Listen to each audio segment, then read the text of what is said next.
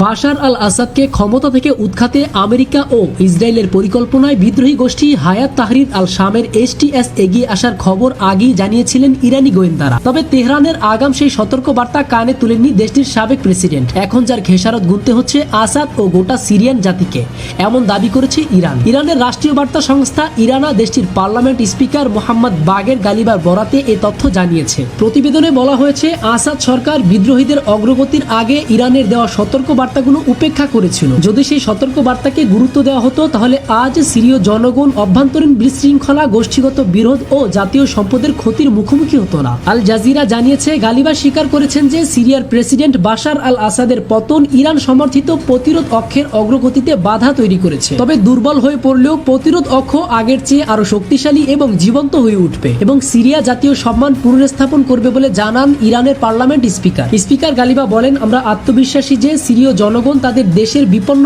অবস্থার দিকে তাকিয়ে সচেতন হবে এবং দেশপ্রেমিক সিরীয় যুবকরা তাদের জাতীয় মর্যাদা পুনরুদ্ধারের পথ খুঁজে পাবে। ইরানের নেতৃত্বে গড়ে ওঠা প্রতিরোধ অক্ষ বলতে সেসব দেশ এবং গোষ্ঠীগুলোকে বোঝানো হয় যারা ইরানের নেতৃত্বে পশ্চিমা শক্তি, বিশেষ করে যুক্তরাষ্ট্র এবং ইসরায়েলের বিরুদ্ধে রাজনৈতিক ও সামরিক প্রতিরোধ গড়ে তুলেছে। এই অক্ষে রয়েছে কয়েকটি প্রধান দেশ ও গোষ্ঠী। প্রতিরোধ অক্ষের গুরুত্বপূর্ণ দেশ সিরিয়া, এছাড়া লেবাননের প্রতিরোধ যোদ্ধাদের সংগঠন হিজবুল্লাহ, ইরাকের শিয়া সশস্ত্র গোষ্ঠী, ফিলিস্তিনের স্বাধীনতাকামী গোষ্ঠী ও ইয়েমেনের হুতি বিদ্রোহীরাও এই অক্ষে রয়েছেন। এই অক্ষের মূল উদ্দেশ্য পশ্চিমা প্রভাব, ইসরায়েলি আগ্রাসন এবং তাদের দৃষ্টিতে অন্যায় দখলদারিত্বের বিরুদ্ধে প্রতিরোধ গড়ে তোলা।